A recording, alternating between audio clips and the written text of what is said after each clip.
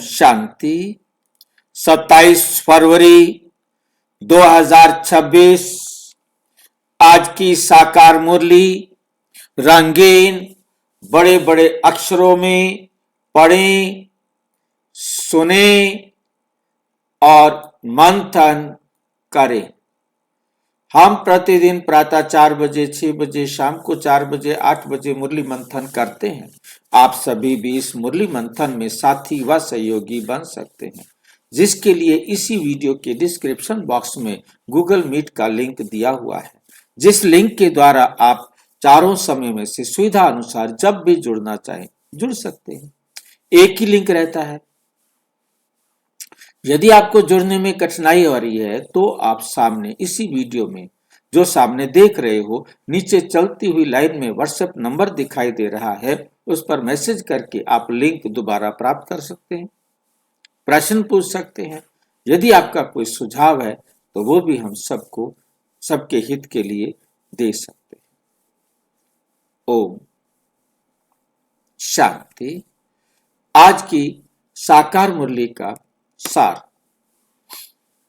मीठा मीठा बाबा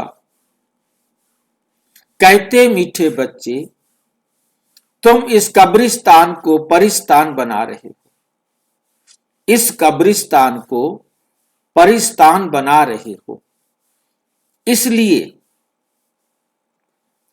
तुम्हारा इस पुरानी दुनिया कब्रिस्तान से पूरा पूरा वैराग्य चाहिए, पूरा पूरा वैराग्य चाहिए। मीठे बच्चे तुम इस कब्रिस्तान को परिस्तान बना रहे हो।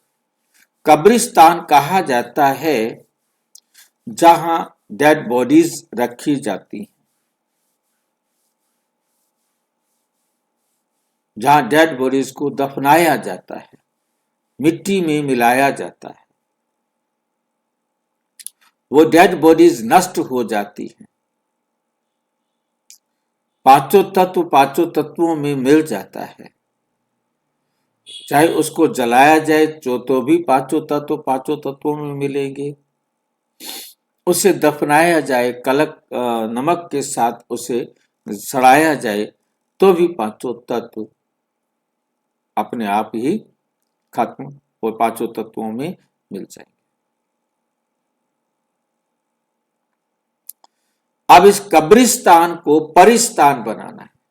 अब परिस्तान किसे कहते हैं? जहां परियां रहती हो,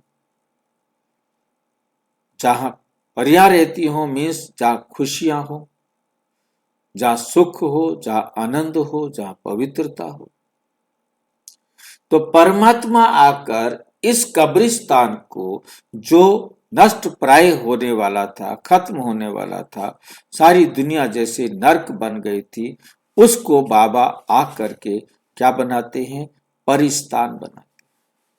अब कब्रिस्तान क्या हो गया कि जहां वो स्वयं को भूल जाते, कब्रिस्तान में स्वयं को नष्ट होने वाला समझ लेते। यदि ये याद रहता कि हम आत्मा हैं, तो कब्रिस्तान में तो देह रहती है ना, आत्मा तो नहीं रहती।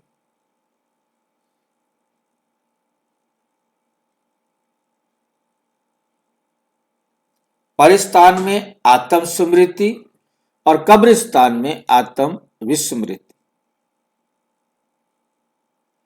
जब हम अपने को आत्मा भूल जाते हैं तो हम कब्रिस्तान में होते, जब हम आत्म स्मृति में होते हैं तो हम परिस्तान में होते।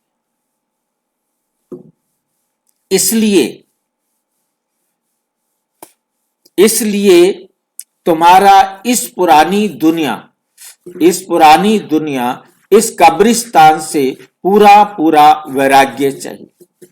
हमें क्या चाहिए? इस कब्रिस्तान से, इस पुरानी दुनिया से पूरा पूरा वैराग्य चाहिए, क्योंकि अब बाबा आए हैं हमें इस कब्रिस्तान से परिस्तान में ले जाने के लिए, आत्म विस्मृति से आत्म स्मृति में ले चलने के लिए। बाबा आए हैं आत्म विस्मृति से आत्म स्मृति में जाने के लिए।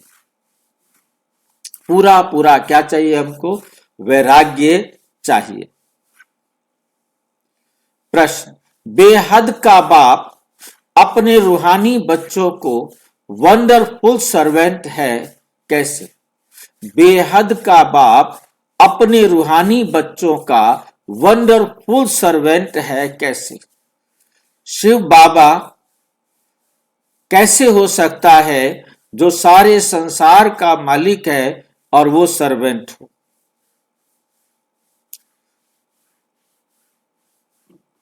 हो सकता है शिव बाबा सर्वेंट और फिर कहते हैं मैं हूं वंडरफुल सर्वेंट?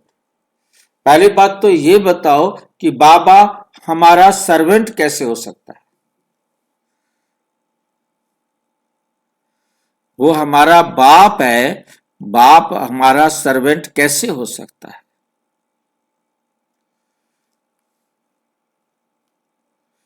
कौन बताएगा?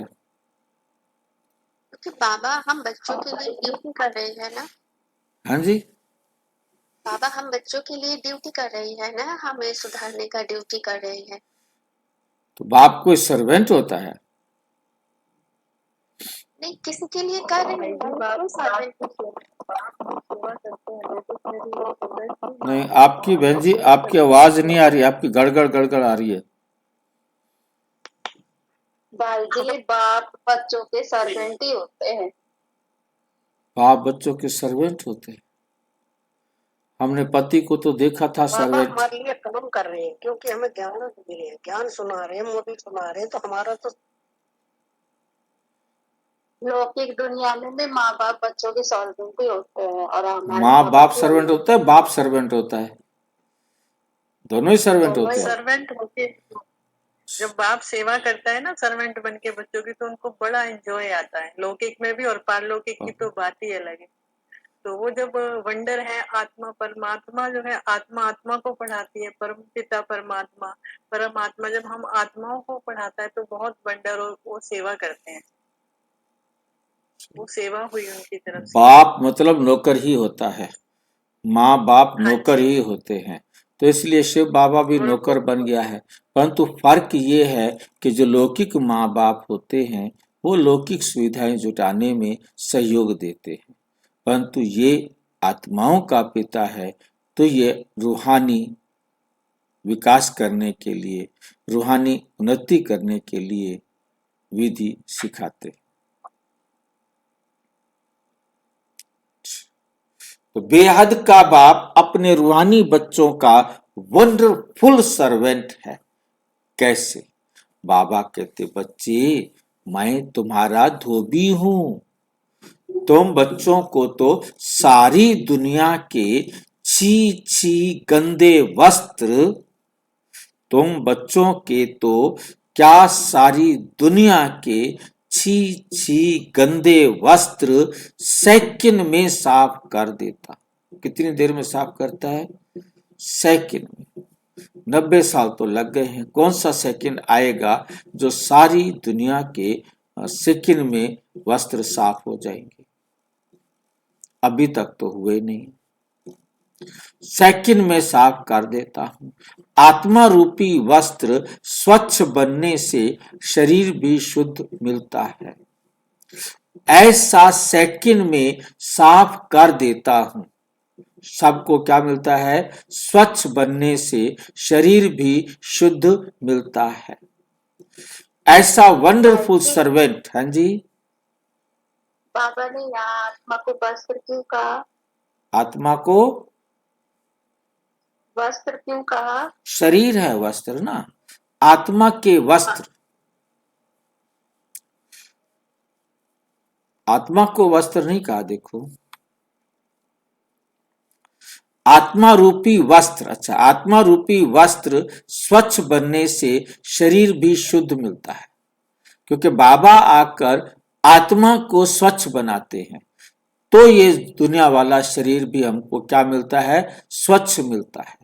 आत्मा पवित्र है तो शरीर भी पवित्र है, आत्मा पतित है तो ये शरीर भी क्या हो जाता है?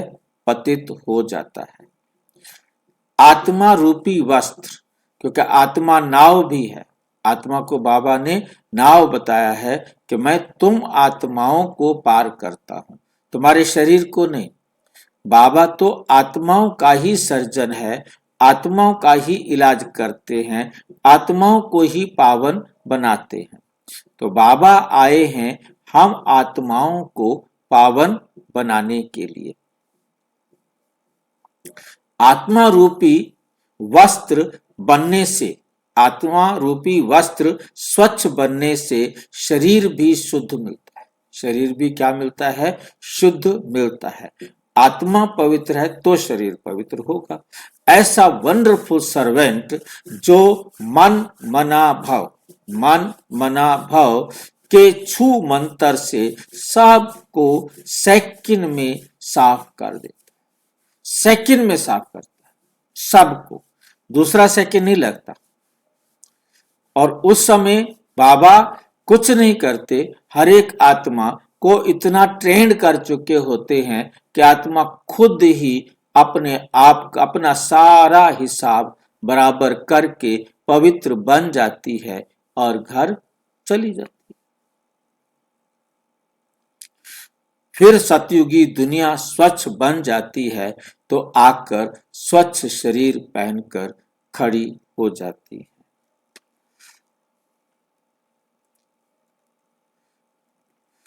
ओम शांति। ओम शांति का अर्थ बच्चों को बाप ने समझाया है। अहम आत्मा का स्वधर्म, मुझ आत्मा का जो स्वधर्म है शांत। शांति धाम जाने के लिए कोई पुरुषार्थ नहीं करना पड़ता।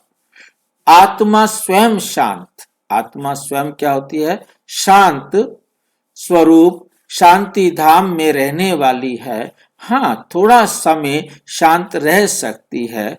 आत्मा कहती है मैं कल्प, हाँ जी, आत्मा को कोई पुरुषार्थ नहीं करना पड़ता शांति धाम जाने के लिए। आत्मा ही सारा पुरुषार्थ करती है, शरीर तो कुछ करता नहीं। बाबा कह आत्मा को थोड़ा पुरुषार्थ करना पड़ता है। शांति धाम में रहने वाली है जब वो आत्मा स्वयं शांत है।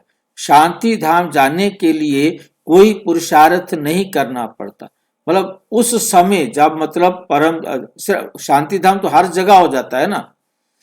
परम अवस्था में जाना है। अभी तो आत्मा पुरुषार्थ कर रही है। जिस सेकंड आत्मा पवित्र बन गई, सारी आत्माएं पवित्र बनती हैं, कोई भी आत्मा अपवित्र नहीं रहती। एक सेकंड में सारी आत्माओं को पवित्र बना देते हैं। जब पवित्र बन गई तो क्या करेगी? परम अवस्था में कर्मातीत हो जाएंगे तब आएगी ना अवस्था। हाँ जी,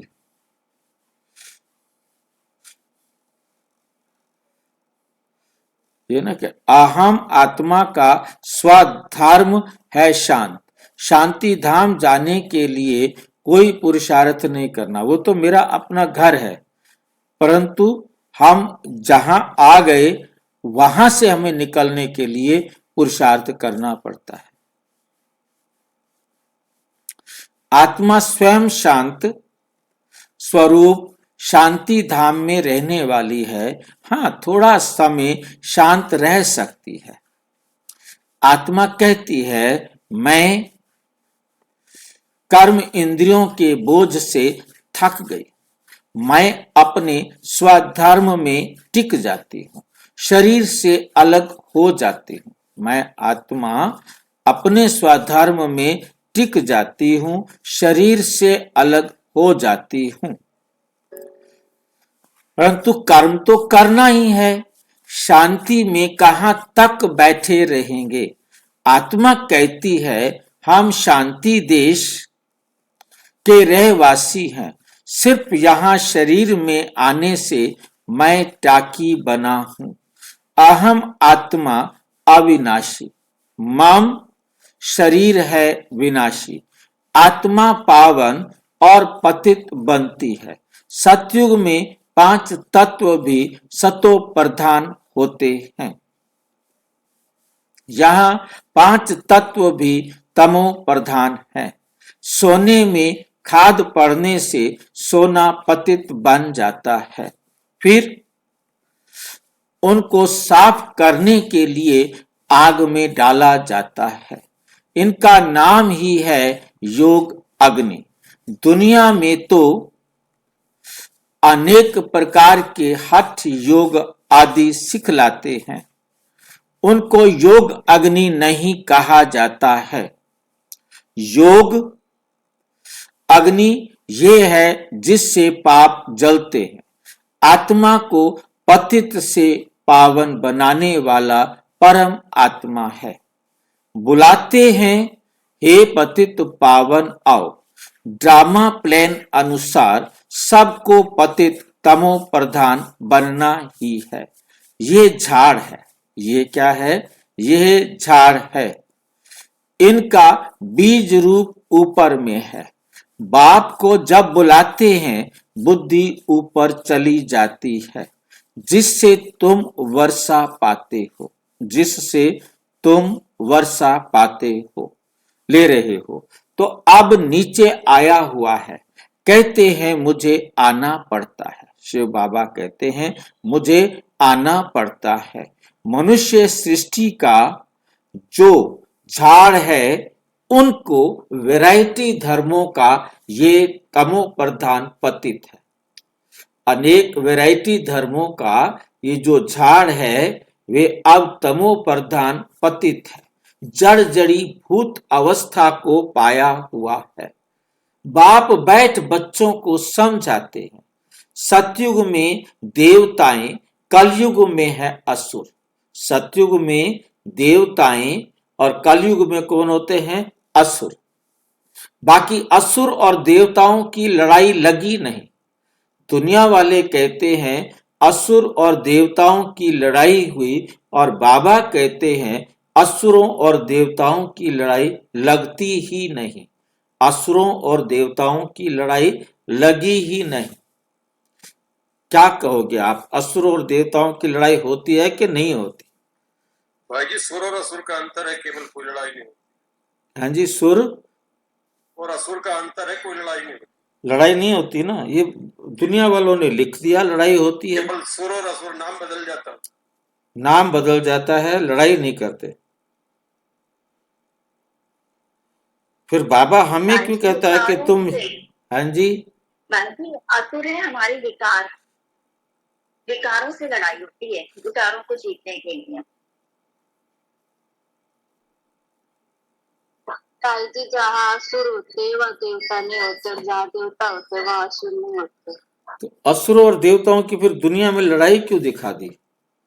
और बाबा हमें भी कहता है तुम युद्ध के मैदान में हो। भाई जी दोनों एक ही है। दोनों एक है? कैसे जी? हाँ जी, आज जुड़ गया उसमें। क्या हुआ? सूर्यानी देवता, असुरयानी जो देवता नहीं रहे, देवता नहीं रहे जो, वो असुर। जो देवता नहीं रहे वो असुर हैं। देवत्व को खो दिया, जिन्होंने देवत्व को खो दिया, देवत्व को खो दिया, तब वो असुर कहलाए, और जब देवता वाले गुण उनमें आ गए तो सुर कहलाए। तो सुर कहलाए। तो ये जो बाबा कहते हैं कि तुम युद्ध के मैदान में हो, हम फिर कैसे युद्ध के मैदान में हैं? हाँ जी, वापस असुरों से लड़ाई करके सुर भी तो बनना है ना, यही लड़ाई है, दैविक गुण धारण करना। हाँ भाई तो जी, हाँ जी, भाई जी, हाँ जी। ये बाबा पहेली बना के रोज क्यों घुमाता रहता है? क्या करे, पहेलियां पूछता है। सीधी बात बता दी, युद्ध के मैदान में हो तो ऐसा है, ऐसा है। हम युद्ध के मैदान में हैं या नहीं? अरे नहीं है भाई जी, है भाई जी, वो युद्ध थोड़ी है। वो स्थूल नहीं है, सूक्ष्म युद्ध का सूक्ष्म युद्ध के मैदान में है ना। हाँ जी है। अब मैदान में है कि धुलाई करवा रहे, पता नहीं क्या है, धुलाई करने लगता है। क्योंकि हमारे पास आसुरी गुण, हमारे अंदर आसुरी गुण थे। बाबा आए, उन्होंने हमें दैवी गुण दिए, हमारे अंदर युद्ध शुरू हो गया। दैवी गुणों और आसुरी गुणों का युद्ध हमारी बुद्धि में शुरू हो जाता है। ये युद्ध हमें लड़ना पड़ता है। बार बार भाई जी, अपने आप को बाबा की श्रीमत पर समझाना पड़ता है। हाँ जी, भाई जी, हाँ जी, बोलो। युद्ध तो लगता है कि सबसे ज्यादा तगड़े वाला युद्ध चल रहा है। ये कह रहे हैं ना कि युद्ध नहीं है, मेरे को तो लगता है कि सबसे ज्यादा ही युद्ध चल रहा है। हाँ, ये युद्ध खत्म हो जाए। बाबा आकर हमें युद्ध करना सिखलाते हैं अपने आसुरी गुणों को निकालने के लिए, और हमें बार बार अपने आप को समझाना पड़ता है। हमारा वैसा युद्ध नहीं है जो हम कोई तलवार उठाएं, बंदूक उठाएं, गोली चलाएं, कोई ऐसा हिंसक करे। हमारा अहिंसक युद्ध है। दुनिया वालों का दिखाया है हिंसक युद्ध। अब हिंसक युद्ध तो वो जाने, बाबा तो अहिंसक युद्ध जानता है। तो बाबा आकर अहिंसक युद्ध हमें करना सिखाते हैं, क्योंकि हमारे शत्रु हैं काम, क्रोध, लोभ, मोह, अहंकार। इनको हमने अपने जीवन से भगाना है। इनको अपने जीवन से हमें भगाना है, तभी तो हम देवता बनेंगे। हम ही देवता थे। धीरे धीरे आसुरी गुण हमारे जीवन का हिस्सा बनते गए, और अब परमात्मा आकर हमें पुनः दोबारा से देवता बनाते हैं, और हमारे जीवन से आसुरी गुण निकलते हैं।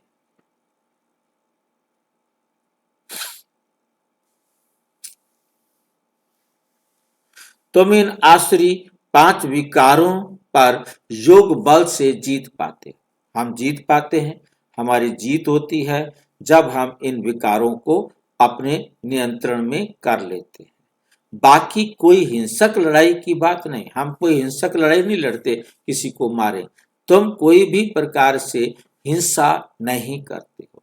मनसा वाचा कर्मणा, कोई भी हिंसा नहीं करते। तभी हम हाँ जी, हम बा- ही देवता बनते हैं भाई जी हैं। हाँ बिल्कुल। बाकी कोई हिंसक लड़ाई की बात नहीं। तुम कोई भी प्रकार से हिंसा नहीं करते हो। तुम किसी भी प्रकार की हिंसा नहीं करते हो। कभी किसको हाथ भी नहीं लगाएंगे। तुम डबल अहिंसक हो। काम कटारी चलाना ये तो सबसे बड़ा पाप है। बाप कहते हैं ये काम कटारी आदि मध्य अंत दुख देती है। ये काम कटारी आदि मध्य अंत क्या देती है? दुख देती है। विकार में नहीं जाना चाहिए। विकार में नहीं जाना चाहिए। देवताओं के आगे महिमा गाते हैं ना, आप सर्व गुण संपन्न, 16 कला संपूर्ण, संपूर्ण निर्विकारी, मर्यादा पुरुषोत्तम, डबल अहिंसक। आत्मा कहती है हम पतित बने हैं, तब तो बुलाते हैं ये पतित पावन आओ। जब पावन है तब तो कोई को बुलाते ही नहीं। उनको स्वर्ग कहा जाता है। यहाँ तो साधु संत आदि कितनी धुन लगाते हैं। हे पतित पावन सीताराम। बाप कहते हैं इस समय सारी दुनिया पतित है। इसमें भी किसका दोष नहीं है। इसमें भी किसका दोष नहीं है। ये ड्रामा बना बनाया है। जब तक मैं आऊं इन्हों को अपना पार्ट बजाना है। ज्ञान और भक्ति, फिर है वैराग्य।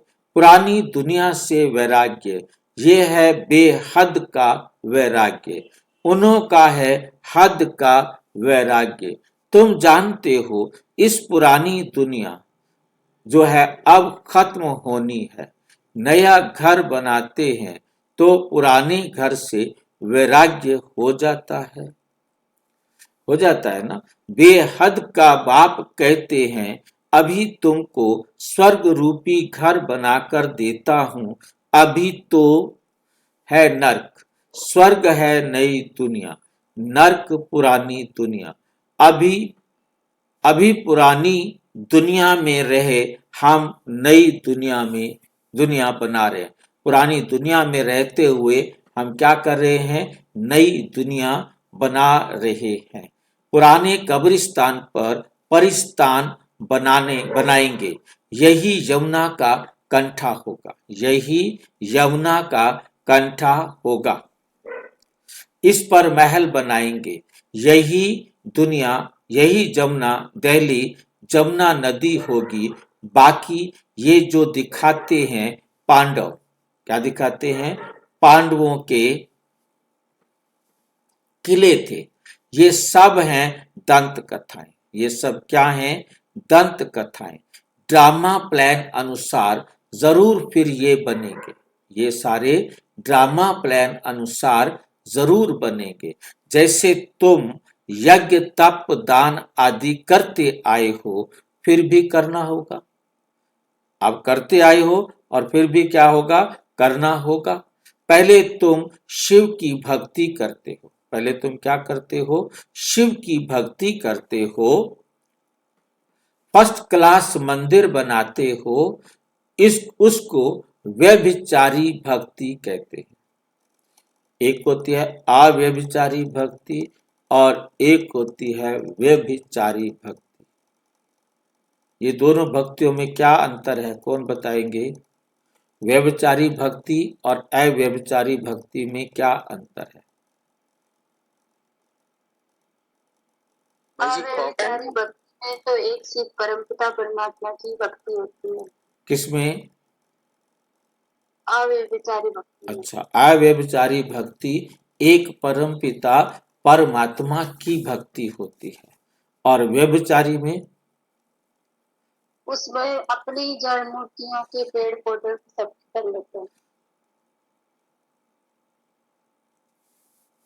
कौन सी अच्छी होती है? भाई जी व्यभिचार क्या होता है?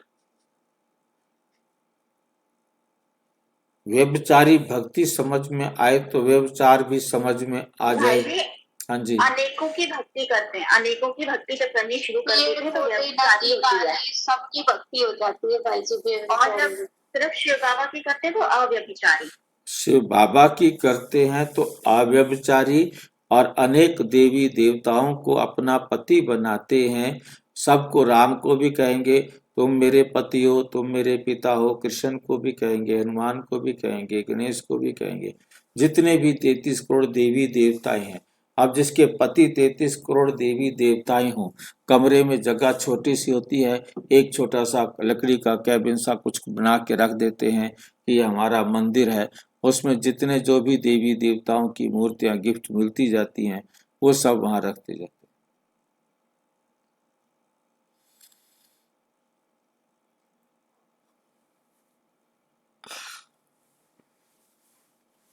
तो व्यभिचारी जिसके अनेक पति, अव्यभिचारी जिसका एक पति। तो दुनिया में हम अभी राम को बुलाएंगे, फिर कृष्ण को बुलाएंगे, फिर हनुमान को बुलाएंगे, फिर क्राइस्ट को बुलाएंगे, फिर मोहम्मद को बुलाएंगे, कोई भी नहीं आएगा।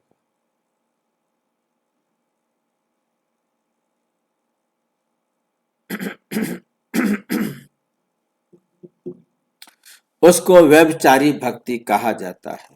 अभी तुम ज्ञान मार्ग में हो, ये है अव्यभिचारी ज्ञान।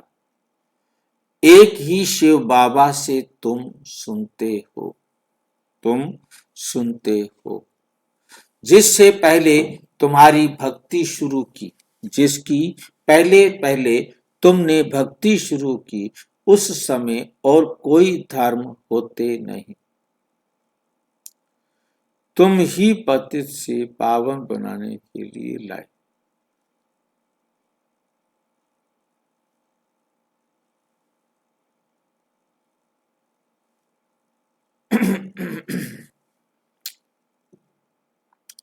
जिसकी पहले पहले तुमने भक्ति शुरू की, उस समय और कोई धर्म होते नहीं, तुम ही होते हो। तुम बहुत सुखी रहते हो। देवी देवता धर्म बहुत सुख देने वाला है। नाम लेने से मुख मीठा हो जाता है। तो तुम एक बाप से ही ज्ञान सुनते हो। बाप कहते हैं और कोई से ना सुनो और किसी से मत सुनो। ये है तुम्हारा अव्यभिचारी।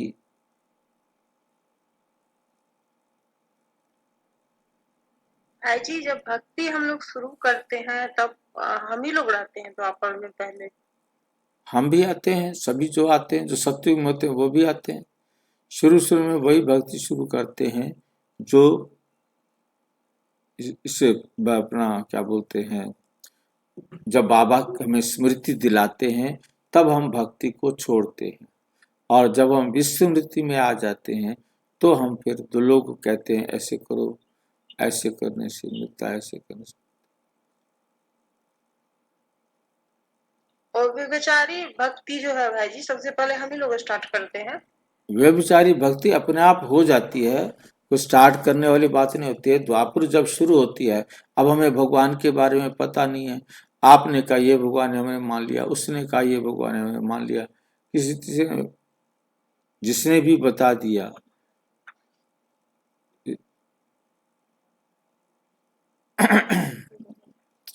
तो हमारी व्यभिचारी भक्ति अव्यभिचारी भक्ति होती है शुरू में आकर। जब हम शिवलिंग की भक्ति शुरू करते हैं फिर धीरे धीरे व्यभिचारी भक्ति बढ़ती जाती है, अव्यभिचारी बढ़ती जाती है, व्यभिचारी फिर खत्म होती जाती है। जब हम अव्यभिचारी भक्ति पर आते हैं तो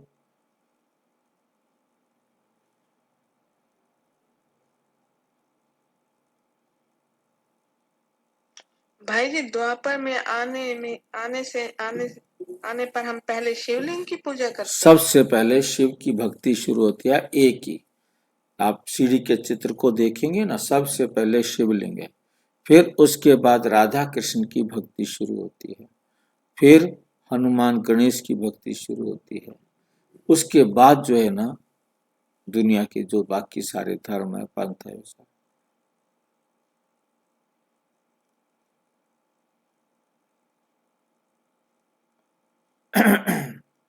तो बेहद के बाप तुम बने हो, बेहद के बाप के तुम बने हो, तुम्हारा बेहद का बाप बाप है, बाप से ही वर्षा मिलेगा। वो भी कितना मिलेगा?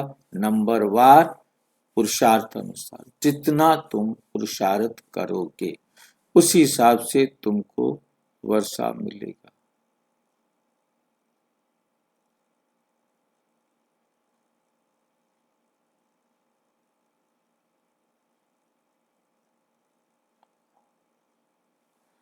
बाप से ही वर्षा मिलेगा, नंबरवार पुरुषार्थ अनुसार। बाप भी थोड़े समय के लिए साकार में आया हुआ है, कहते हैं मुझे ही तुम याद करो। तुम बच्चों को ज्ञान देना है, मेरा स्थायी शरीर है नहीं, मैं इसमें प्रवेश करता हूं शिव जयंती से, फिर झट गीता जयंती हो जाती है, उनसे ही ज्ञान शुरू कर देते हैं। ये रूहानी विद्या तुमको सुप्रीम रूह भी दे रहे हैं। पानी की बात ही नहीं, पानी को थोड़े ही ज्ञान कहेंगे, पतित से पावन ज्ञान से बनेंगे, पानी से थोड़ा ही पावन बनेंगे। नदियां तो सारी दुनिया में है, नदियां तो सारी दुनिया में है।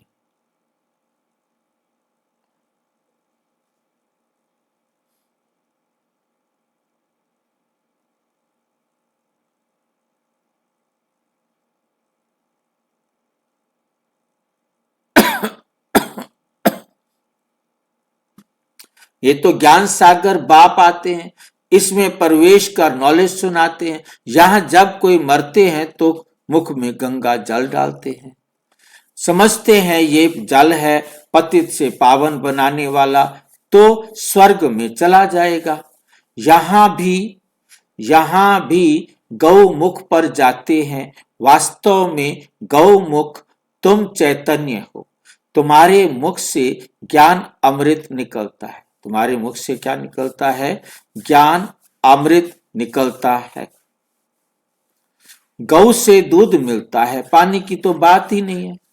अब गौ दूध देती है और उसके मुंह से पानी निकाल दिया, अब मुंह से को पानी निकलेगा क्या? गौ मुख कहा है, समझते नहीं है। हम क्या समझते हैं गौमुख किस लिए कहा है?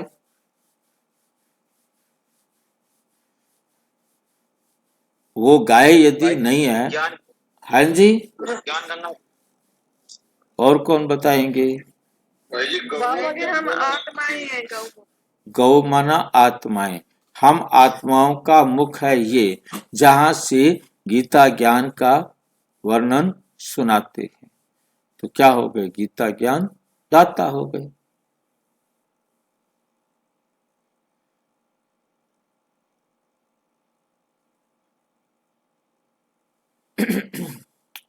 ये अभी तुमको पता पड़ा है, तुम जानते हो। जो ड्रामा में जो एक बार हो गया वो फिर 5000 वर्ष के बाद होगा। हु बहु रिपीट, हु बहु रिपीट, कितना क्लियर बाबा कहते हैं। फिर वो 5000 साल बाद होगा, हु बहु रिपीट। ये बाप बैठ समझाते हैं, जो सभी का सदगति दाता है। अभी तो सब दुर्गति में पड़े हैं, अभी तो सारी दुनिया कहाँ पड़ी है? दुर्गति में पड़ी है। आगे तुम नहीं जानते थे कि रावण को क्यों जलाते हैं, अभी तुम समझते हो बेहद का दशहरा होना है। सारी सृष्टि पर रावण राज्य है ना, सारी सृष्टि, ये सारी जो पृथ्वी है ये वे लंका है। रावण कोई हद में नहीं रहता, रावण कोई हद में नहीं रहता। रावण का राज्य सारी सृष्टि में है।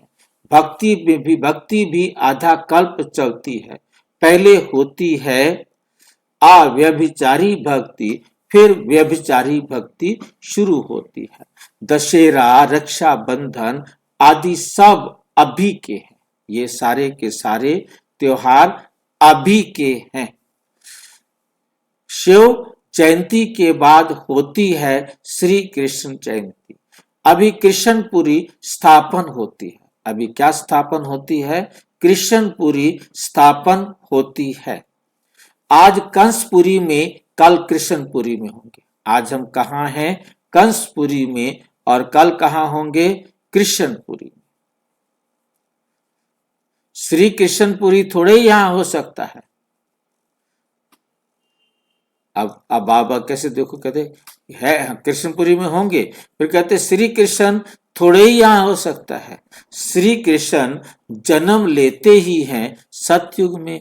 वो है फर्स्ट प्रिंस। स्कूल में पढ़ने जाते हैं, जब बड़ा होता है तब गद्दी के लायक, गद्दी का मालिक बनता है। बाकी ये रासलीला आदि तो ये आपस में खुशी मनाते होंगे। बाकी श्री कृष्ण किसको बैठ ज्ञान सुनाए, ये कैसे हो सकता है?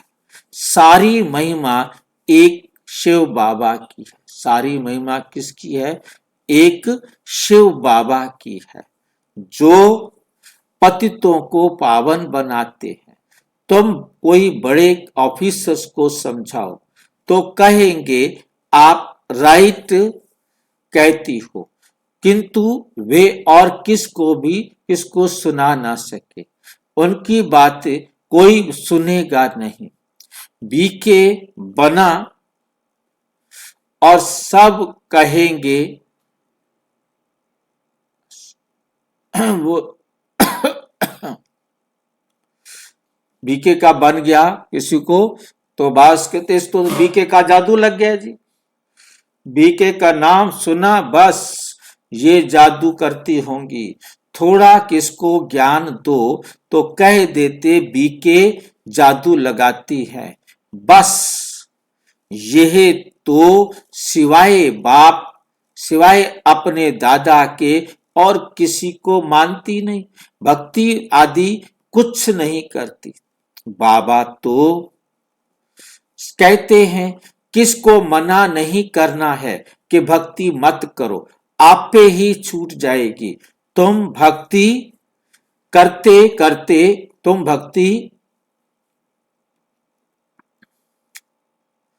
भक्ति आदि कुछ नहीं करती। बाबा तो कहते हैं किसको मना नहीं करना कि भक्ति मत करो, आपे ही छूट जाएगी। तुम भक्ति छोड़ते हो, विकार छोड़ते हो, इस पर ही हंगामा होता है, इस पर ही हंगामा होता है।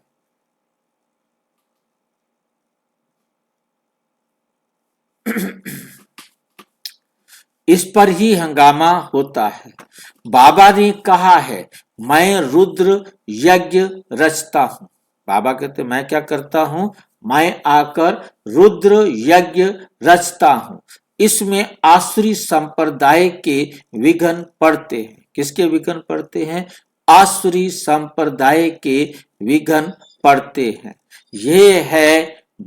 यह है शिव बाबा का बेहद का यज्ञ, जिसमें मनुष्य से देवता बनते हैं।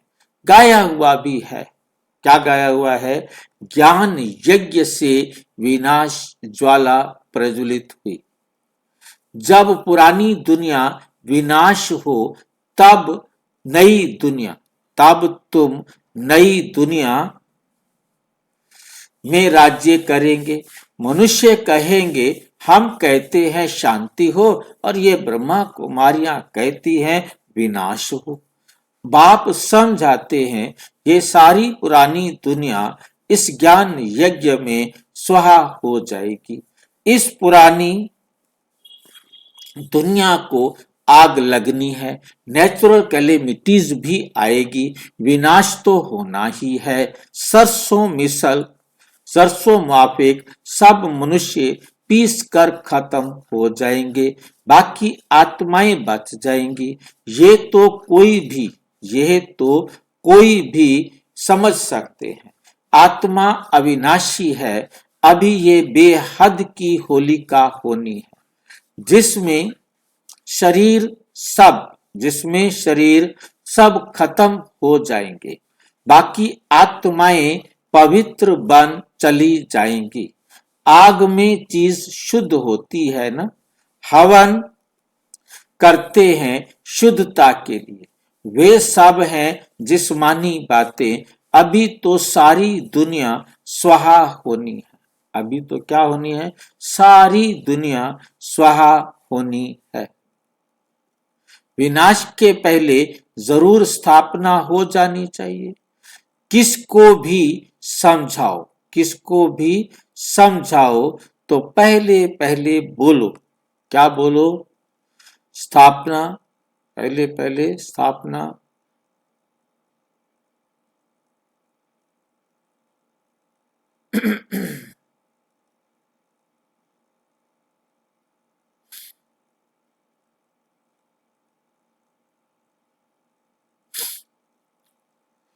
प्रजापिता तो मशहूर है ना, आदि देव और आदि देवी। जगत अम्बा के भी लाखों मंदिर हैं, कितने मेले लगते हैं।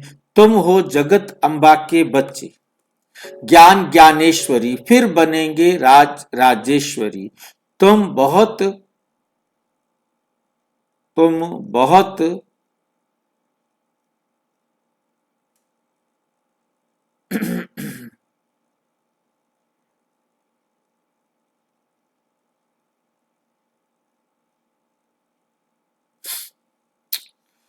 तुम बहुत धनवान बनते हो, फिर भक्ति मार्ग में लक्ष्मी से दीपमाला पर विनाशी धन मांगते हैं। यहाँ तो सब कुछ मिल जाता है। आयुष्मान भाव, पुत्रवान भाव। तुम जानते हो हमारी आयु 150 वर्ष की रहती है। बाप कहते हैं ये शिव बाबा की है या बाबा?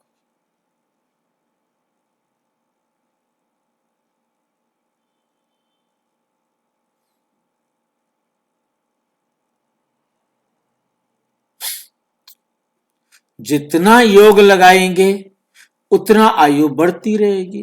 तुम ईश्वर से योग लगाकर योगेश्वर बनते हो। योग लगाकर तुम क्या बनते हो?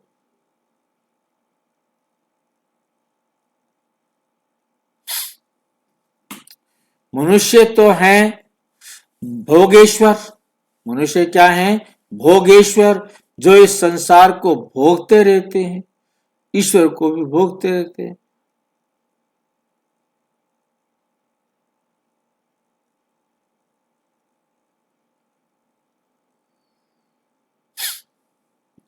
कहा भी जाता है विकारी मूत पलीती कपड़ धोए। बाप कहते हैं मुझ धोबी को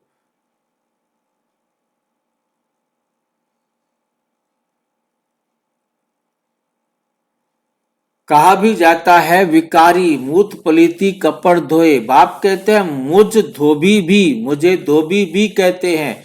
मैं सब आत्माओं को आकर साफ करता हूं, फिर शरीर भी नया शुद्ध मिलेगा। फिर शरीर भी कैसा मिलेगा? नया मिलेगा, अशुद्ध मिलेगा।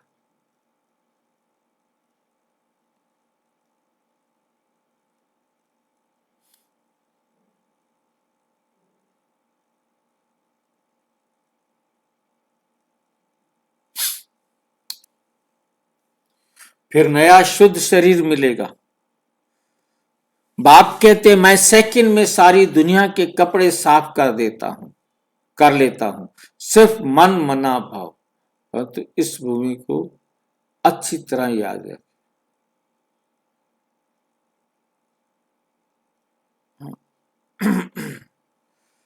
सिर्फ मन मना भाव होने से आत्मा और शरीर पवित्र बन जाएंगे। छू मंत्र है ना, बल्कि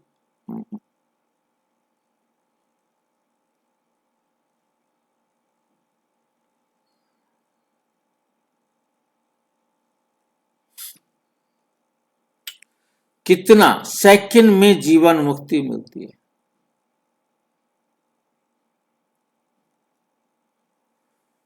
कितना आत्मा, कितना सहज उपाय है। बाप को याद करो तो पावन बन जाएंगे। चलते फिरते सिर्फ बाप को याद करो।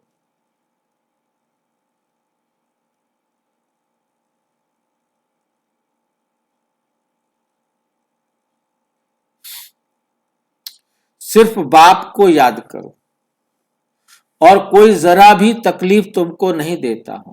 सिर्फ याद करना है। अभी तुम्हारी एक सेकंड में चढ़ती कला होती है। एक सेकंड में चढ़ती कला होती है।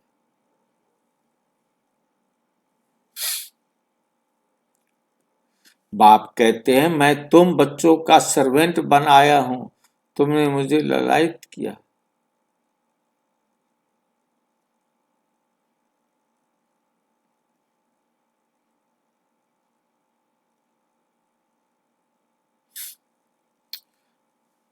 तुमने बुलाया है, हे पतित पावन आओ, आकर हमको पावन बनाओ। अच्छा बच्चे मैं आ गया हूं, तो सर्वेंट हूं ना तुम्हारा। जब तुम बहुत पतित बने हो तभी जोर से चिल्लाते हो। अब मैं आया हूं, मैं कल्प कल्प आकर तुम बच्चों को ये मंत्र देता हूं। क्या देता हूं? तुम बच्चों को ये मंत्र देता हूं। क्या मंत्र है? मुझे याद करो तो तुम पावन बन जाएंगे। मुझे याद करो तो तुम पावन बन जाएंगे। मन मना भाव का अर्थ भी है। क्या अर्थ है? मन मना भाव मध्याजी भाव मामेकम याद करो। तुम आए हो विष्णुपुरी का राज्य लेने। रावणपुरी का के बाद है विष्णुपुरी। पहले होती है रावणपुरी और फिर क्या आती है? विष्णुपुरी। कंसपुरी के बाद कृष्णपुरी। कंसपुरी के बाद क्या होगी? कृष्णपुरी। कंसपुरी कब होती है?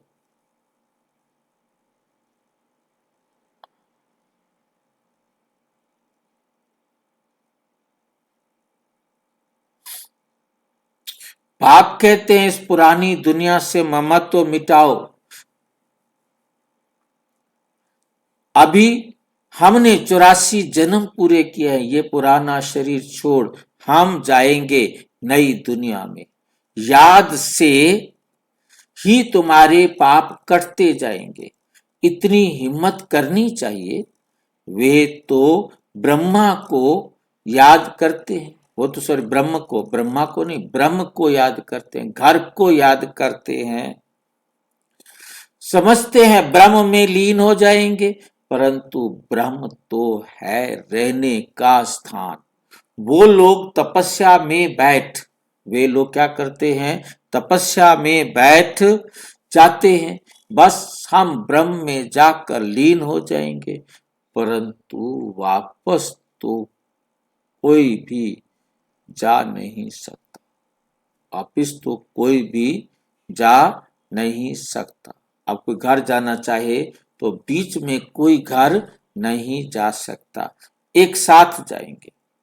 ब्रह्म से योग लगाने से पावन बनेंगे नहीं, एक भी जा ना सके, पुनर्जन्म तो लेना ही है ना।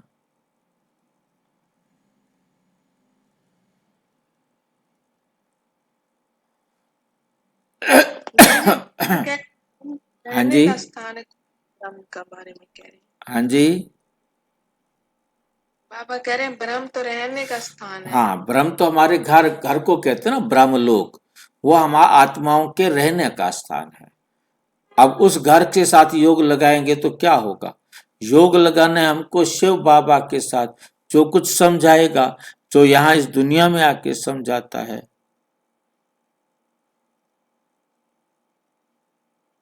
भाई जी परम धाम को, हाँ हाँ, ब्रह्मलोक, परम धाम, शांति धाम, निर्वाण धाम, वो हम आत्माओं का घर है ना। वो ब्रह्म घर से योग लगाते हैं, जबकि हमने बाप से योग लगाना है। घर हमें कोई रास्ता नहीं दिखाता, घर हमें कोई ज्ञान नहीं सुनाता, शिव बाबा आकर मार्गदर्शन करते हैं, श्री सत्य को समझाते हैं।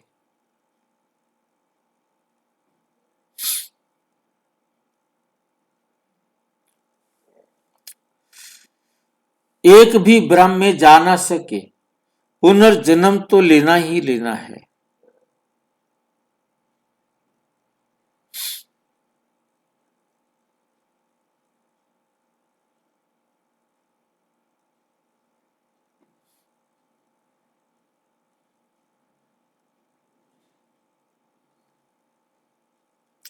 पुनर्जन्म तो लेना ही लेना है।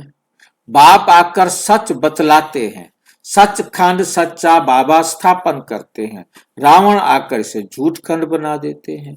अभी ये संगम युग है, जिसमें इसमें तुम उत्तम से उत्तम बनते हो, इसलिए इनको पुरुषोत्तम कहा जाता है। तुम कोड़ी से हीरे जैसा बनते हो, ये है बेहद की बात। उत्तम से उत्तम मनुष्य हैं देवताएं, तो अभी पुरुषोत्तम संगम युग पर तुम बैठे हो। तुमको पुरुषोत्तम बनाने वाला, तुमको पुरुषोत्तम बनाने वाला ऊंचते ऊंच बात, ऊंचते ऊंच स्वर्ग का वर्षा तुमको देते हैं, फिर ये तुम भूलते क्यों हो। बाप कहते हैं मुझे याद करो, बच्चे कहते हैं बाबा कृपा करो, तो हम भूले नहीं, परंतु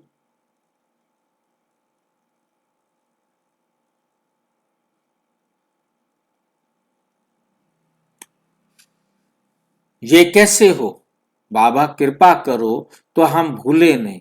बाबा को कहते हैं बच्चे, बाबा आप कृपा करो। बाबा कहते हैं कैसे हो, कृपा करो तो कैसे करो, कि जो तुम्हारे से गलती ना हो।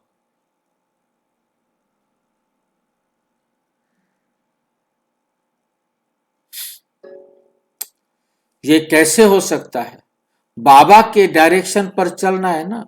बाप कहते हैं मुझे याद करो, अर्थात मेरी श्रीमत पर चलो, तो तुम पतित से पावन बन जाएंगे।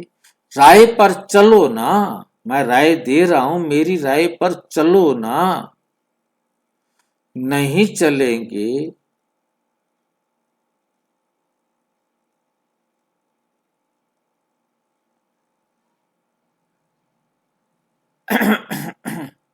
बाकी आशीर्वाद क्या करूं, बाकी मैं कोई आशीर्वाद करूं तो क्या करूं, तो मेरे रास्ते पर चलो।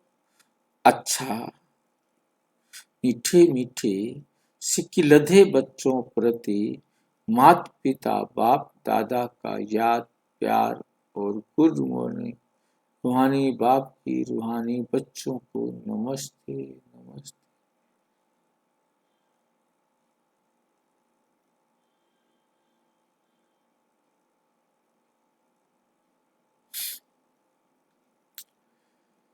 माता पिता बाप दादा का याद प्यार और गुड मॉर्निंग। हम रूहानी बच्चों की रूहानी बाप दादा को नमस्ते नमस्ते नमस्ते। धारणा के लिए मुख्य सार नंबर 1, बाप के हर डायरेक्शन पर चलकर स्वयं को कोड़ी से हीरे जैसा बनाना है। एक बाप की याद में रहे स्वयं को के वस्त्रों को स्वच्छ बनाना है। अब नए घर में चलना है। अब कहाँ चलना है हमको? नए घर में चलना है। इसलिए इस पुराने घर से बेहद का वैराग्य रखना है। नशा रहे कि इस पुराने कब्रिस्तान पर हम परिस्तान बनाएंगे। ये पुराना कब्रिस्तान है, अब इसको खत्म कर हम क्या बनाएंगे? परिस्तान बनाएंगे। वरदान, रहम की दृष्टि द्वारा घृणा दृष्टि को समाप्त करने वाले नॉलेजफुल भव।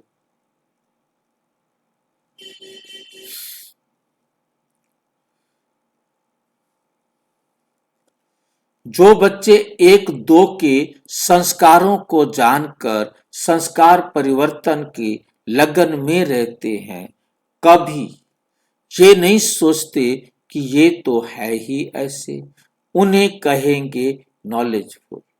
वो स्वयं को देखते और निर्विघ्न रहते। वो सेल्फ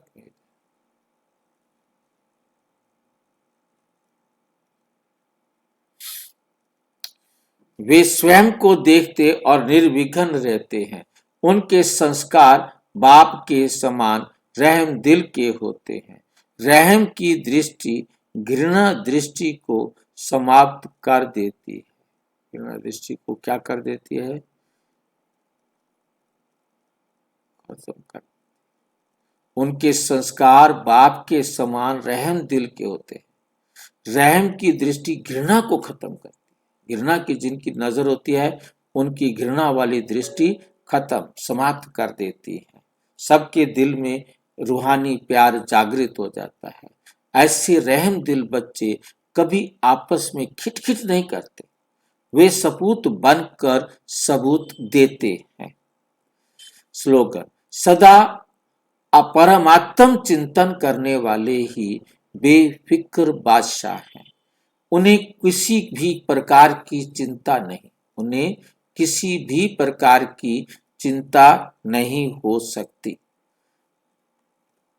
वे अव्यक्त इशारे, एकता और विश्वास की विशेषता द्वारा सफलता संपन्न बनो।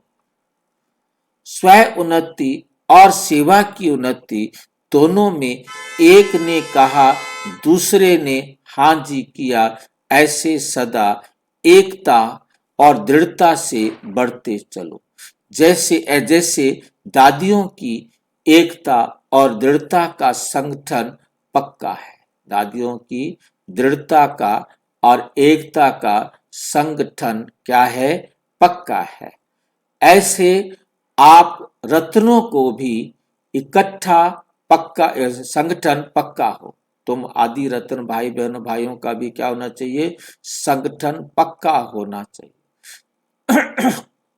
तो संगठन की शक्ति जो चाहे वो कर सकती है, क्योंकि संगठन में बल बहुत होता है, वो बहुत कुछ काम कर सकती है। संगठन की निशानी का यादगार है 5 पांडव। 5 पांडव एक संगठन है। अच्छा, ओम शांति। और विस्तार से जानने के लिए प्रजापिता ब्रह्मा कुमारी ईश्वरीय विश्वविद्यालय के किसी भी सेवा केंद्र पर संपर्क करें। और यदि कोई प्रश्न है तो 9213106986 पर केवल टेलीग्राम करें या अराटाई करें या 9650692270 पर केवल व्हाट्सएप करें, फोन नहीं। ओम शांति।